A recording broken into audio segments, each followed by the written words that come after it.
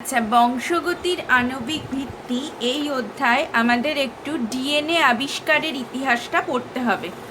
প্রথমে কিন্তু ডিএনএ যে জেনেটিক মেটেরিয়াল হিসেবে কাজ করে এটা কিন্তু আমাদের জানা ছিল না।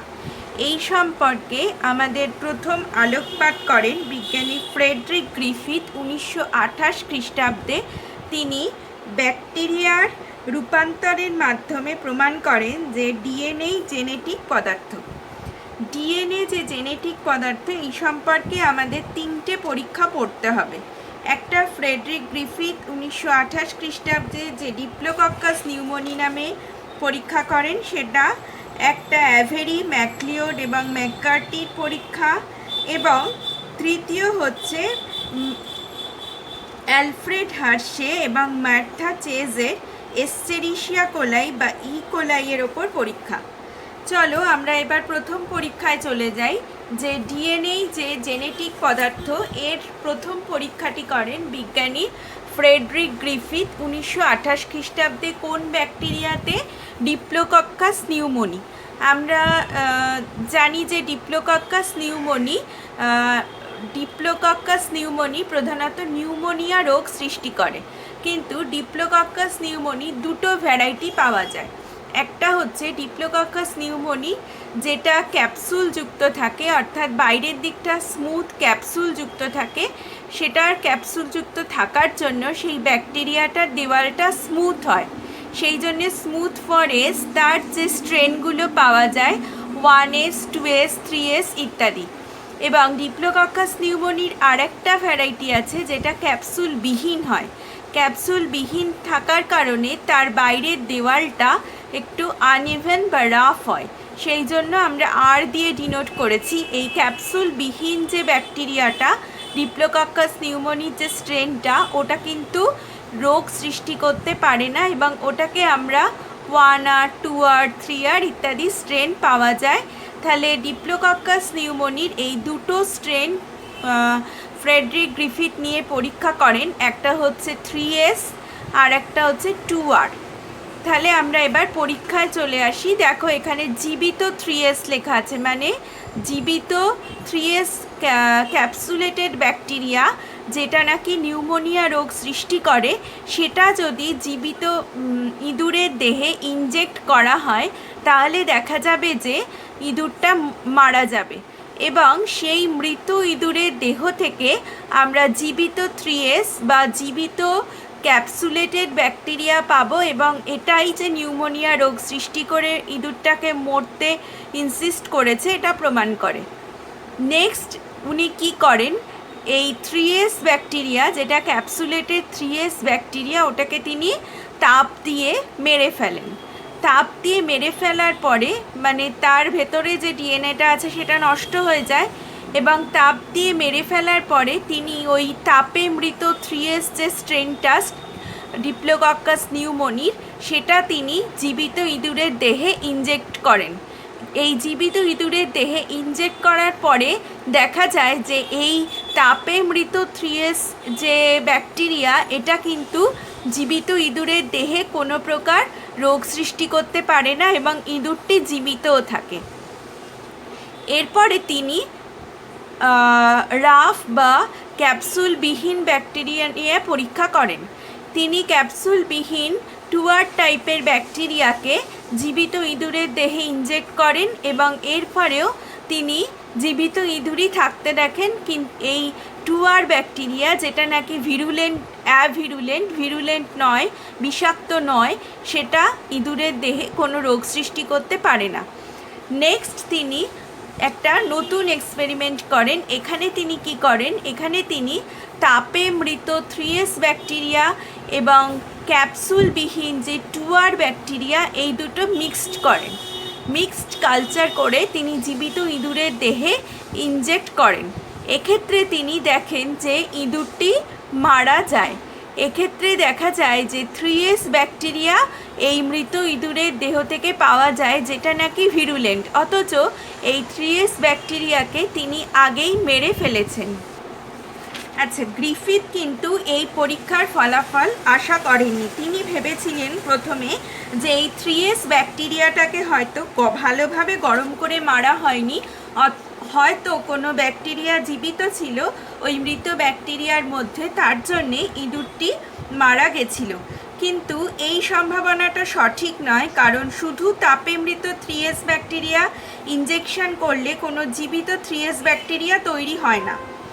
দ্বিতীয়বার তিনি ভেবেছিলেন যে 2R ব্যাকটেরিয়া পরিব্যক্তি বা মিউটেশন ঘটে হয়তো 3S ব্যাকটেরিয়া সৃষ্টি করেছে, কিন্তু 2R ব্যাকটেরিয়া থেকে 3S ব্যাকটেরিয়া সৃষ্টি হতে অনেকগুলো মিউটেশন দরকার এবং মিউটেশনের হার খুবই কম, সুতরাং একসঙ্গে অনেকগুলি মিউটেশন ঘটার ব্যাখ্যা গণনাযোগ্য নয়। শেষ ব্যাখ্যাটা যেটা তিনি ভেবেছিলেন সেটা হলো যে 2R ব্যাকটেরিয়া কোনোভাবে 3S ব্যাকটেরিয়ায় রূপান্তরিত হয়েছে। এই রূপান্তরণের ফলে 3S ব্যাকটেরিয়ার স্থায়ীভাবে জিনের পরিবর্তন ঘটেছে। যদিও গ্রিফিথ কিন্তু এই জিনের পরিবর্তন বা ব্যাকটেরিয়াল যে ট্রান্সফরমেশন সেটা কিন্তু তিনি ব্যাখ্যা বা উপলব্ধি করতে পারেননি। এই একই পরীক্ষা কিন্তু এই ব্যাপারটা উপলব্ধি করার জন্যে আমাদের এই এক্সপেরিমেন্টারি পরের যে পরীক্ষাটা হয়েছিল 1944 খ্রিস্টাব্দে অ্যাভেরি, ম্যাকলিওড এবং ম্যাককার্টি, এদের পরীক্ষাটা আমাদের দেখতে হবে। তাহলে আমাদের অনেক সময় প্রশ্ন আসে যে গ্রিফিথের পরীক্ষাটি ব্যাকটেরিয়াল ডিএনএ যে জেনেটিক পদার্থ এই সম্পর্কিত গ্রিফিথের পরীক্ষাটি বর্ণনা করো। তখন আমাদের এই ভাষায় এরকমভাবে পরীক্ষা লিখে গ্রিফিথ যা করেছিলেন সেটা লিখে এই ছবি এঁকে আমাদের ব্যাখ্যাটা লিখতে হবে। দেখো, অ্যাভেরি, ম্যাকলিওড এবং ম্যাককার্টি কিভাবে প্রমাণ করেন যে ডিএনএই হচ্ছে রূপান্তরণের প্রধান উপাদান। এই পরীক্ষার জন্য তারা দীর্ঘদিন ধরে গবেষণা করে ব্যাকটেরিয়া ডিপ্লোকক্কাস নিউমোনি স্ট্রেন থেকে ডিএনএটি নিষ্কাশন করতে সক্ষম হন। তারা এই পরীক্ষাটি 6টি ধাপে করেছিলেন। কি কি 6টি ধাপ আমরা এবার দেখে নেব। প্রথম ধাপে দেখো, জীবিত 2R ব্যাকটেরিয়া। জীবিত 2R ব্যাকটেরিয়া যখন পেট্রি ডিশে কালচার করা হলো তখন 2R ব্যাকটেরিয়ার উপনিবেশ পাওয়া গেল, অর্থাৎ 2R ব্যাকটেরিয়া নিজেকে রেপ্লিকেট করতে সক্ষম হয়েছে, তার জন্যে সংখ্যায় বাড়িয়েছে এবং তার উপনিবেশ দেখা গেল।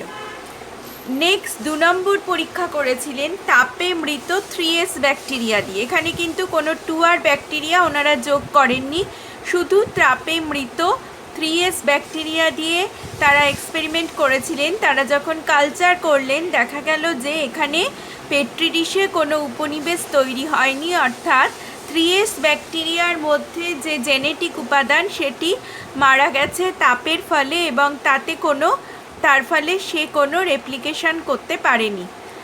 নেক্সট 3 নম্বর, তৃতীয় ধাপে তারা জীবিত 2R ব্যাকটেরিয়া, তাপে মৃত 3S ব্যাকটেরিয়ার ডিএনএটাকে পেট্রি ডিশে রাখেন। এরপর পেট্রি ডিশে একটি সিরাম মেশান। সিরামের কাজ হচ্ছে 2R ব্যাকটেরিয়াটাকে অধঃক্ষিপ্ত করা। কিছুদিন পরে তারা দেখতে পান যে পেট্রি ডিশে 3S ব্যাকটেরিয়া তৈরি হয়েছে। ঠিক আছে, এখানে কিন্তু তাপে মৃত 3S ব্যাকটেরিয়া দেওয়া হয়েছে, কিন্তু এখানে দেখা গেল যে 3S ব্যাকটেরিয়ার উপনিবেশ তৈরি হয়েছে। এখানেও কিন্তু 3S ব্যাকটেরিয়া শুধু দেওয়া হয়েছিল যেটা তাপে মৃত ছিল, কিন্তু কোনো উপনিবেশ তৈরি হয়নি।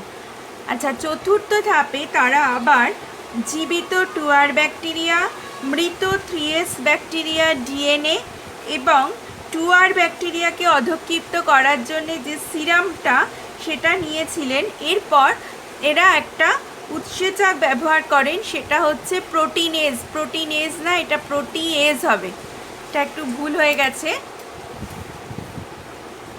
সরি, ওটা প্রোটিয়েজ হবে।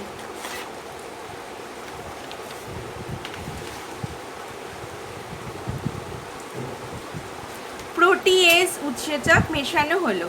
এই প্রোটিয়েজ উৎসেচক মেশানোর পরে দেখা গেল যে এখানেও কিন্তু 3S এর উপনিবেশ তৈরি হয়েছে, অর্থাৎ প্রোটিন, কিন্তু প্রোটিয়েজ উৎসেচক কী করে, প্রোটিনকে ভেঙে দেয়। তাহলে এখানে প্রোটিন কোনো এই জীবিত 2R ব্যাকটেরিয়া যে 3S ব্যাকটেরিয়া রূপান্তরিত হচ্ছে এর জন্যে প্রোটিন দায়ী নয়। তার জন্যে প্রোটিয়েজ যা প্রোটিনকে ভেঙে দেয় সেটা মেশানোর পরেও 3S ব্যাকটেরিয়ার উপনিবেশ তৈরি হয়েছে।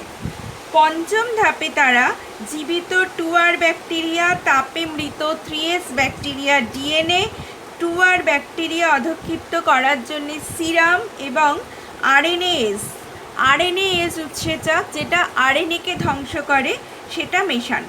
কিন্তু কয়েকদিন পরে এগুলো মিশিয়ে তারা কালচার করার কয়েকদিন পরে এখানেও দেখা গেল যে 3S ব্যাকটেরিয়ার উপনিবেশ তৈরি হয়েছে।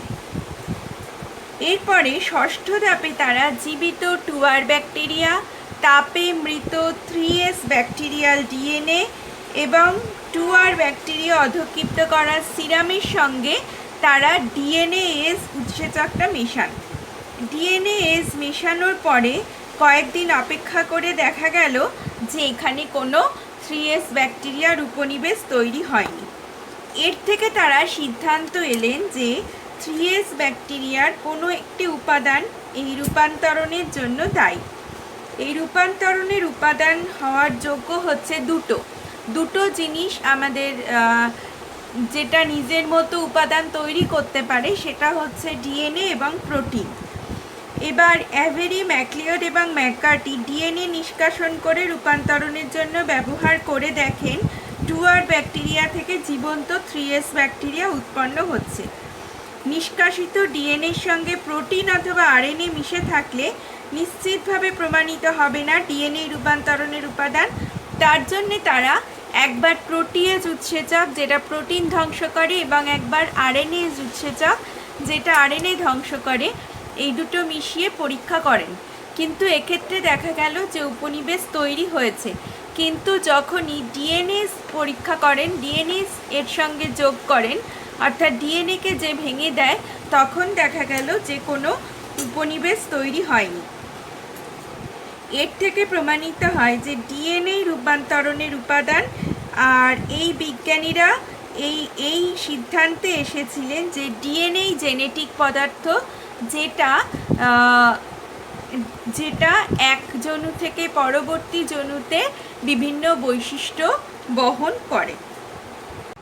আচ্ছা, আমরা ডিএনএ যে জেনেটিক মেটেরিয়াল বা ডিএনএ যে একমাত্র জেনেটিক পদার্থ, এটা প্রমাণ করার জন্যে তৃতীয় যে পরীক্ষা হার্শে এবং মার্থা চেজ 1952 খ্রিস্টাব্দে করেছিলেন সেটা আমরা পড়ব। তারা এর জন্যে নিয়েছিলেন T2 ব্যাকটেরিওফাজ এবং E coli bacteria. T2 bacteriophage E coli ব্যাকটেরিয়াকে আক্রমণ করে তার ভেতরে নিজের ডিএনএটা ঢোকায় এবং ডিএনএটা পরবর্তী জনুতে সঞ্চারিত হয়। এই অর্থাৎ ডিএনএ যে জেনেটিক পদার্থ, এইভাবে তারা প্রমাণ করে। আমরা জানি T2 ব্যাকটেরিওফাজ সংক্ষেপে ফাজ ভাইরাস 50% প্রোটিন এবং 50% ডিএনএ দ্বারা গঠিত। এই যে এরকম দেখতে পাচ্ছ, তোমরা পড়েছো আগে ফাজ ভাইরাসের গঠন। এর বাইরের দিকের মাথার দিকটা ক্যাপসিড থাকে, এখানেও প্রোটিন থাকে এবং পাগুলোও প্রোটিন থাকে, আর এর ভেতরে থাকে ডিএনএ। তাহলে 50% প্রোটিন এবং 50% ডিএনএ দিয়ে গঠিত। এবং এরা যেহেতু ফাজ ভাইরাস, তাই এরা বংশবৃদ্ধি করার জন্য ইকোলাইকে পোষক কোষ হিসেবে বেছে নেয়। প্রত্যেক ফাজ ভাইরাসের পোষক কিন্তু নির্দিষ্ট, এটা T2 ব্যাকটেরিওফাজ। ঠিক আছে, তাহলে বংশবৃদ্ধি করবার সময় এই ফাজ ভাইরাস প্রথমে ব্যাকটেরিয়ার কোষের সঙ্গে যুক্ত হয়, তারপর কোষ প্রাচীরে একটা ছোট ছিদ্র করে নিজের ডিএনএকে পোষক কোষে প্রবেশ করায়। ফাজ ভাইরাসের ডিএনএ পোষক কোষের ভেতরে প্রবেশ করে অপত্য ফাজ ভাইরাস ডিএনএ এবং এই ডিএনএর মোড়কে আবদ্ধ করার জন্য যে প্রোটিন সেটা তৈরি করে। এগুলো আমরা ক্লাস 11-এই পড়েছি যে কিভাবে ফাজ ভাইরাস ব্যাকটেরিয়াকে আক্রমণ করে এবং তারপরে নিজের অসংখ্য প্রতিলিপি গঠন করে। ঠিক আছে, এবং তারপরে ফাজ ভাইরাস পোষক ব্যাকটেরিয়া কোষ প্রাচীর বিদীর্ণ করে বাইরে বেরিয়ে যায়। ডিএনএ এবং প্রোটিন অণুদের অনুসরণ করার জন্য এই দুজন বিজ্ঞানী কি করেছিলেন, তারা তেজস্ক্রিয় আইসোটোপ ব্যবহার করেছিলেন। কি কি তেজস্ক্রিয় আইসোটোপ? ডিএনএ খোঁজার জন্য ব্যবহৃত হয়েছিল P32, ডিএনএ খোঁজার জন্য ব্যবহৃত হয়েছিল P32 এবং প্রোটিন খোঁজার জন্য ব্যবহৃত হয়েছিল S35। এই দুটো তেজস্ক্রিয় মৌল তারা ব্যবহার করেন এবং পৃথকভাবে ইকোলাই ব্যাকটেরিয়াকে P32 এবং S35 আইসোটোপযুক্ত মিডিয়ামে অনেক দিন ধরে পালন করেন। এই ইকোলাই ব্যাকটেরিয়াকে P32 এবং S35 আইসোটোপযুক্ত মাধ্যমে বহুদিন ধরে পালন করেন।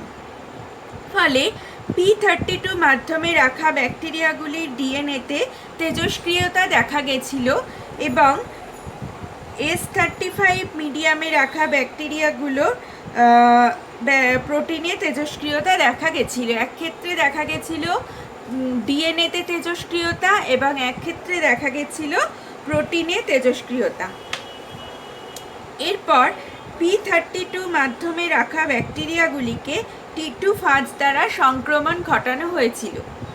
T2 ফাজ ফলে অপত্য ফাজ ভাইরাসগুলির মধ্যেও তেজস্ক্রিয়তা দেখা গেছিল, কিন্তু S35 মিডিয়ামে রাখা ব্যাকটেরিয়াগুলিকে T2 ফাজ দ্বারা সংক্রমণ ঘটালে অপত্য ফাজ ভাইরাসগুলির প্রোটিনে তেজস্ক্রিয়তা দেখা যায়নি।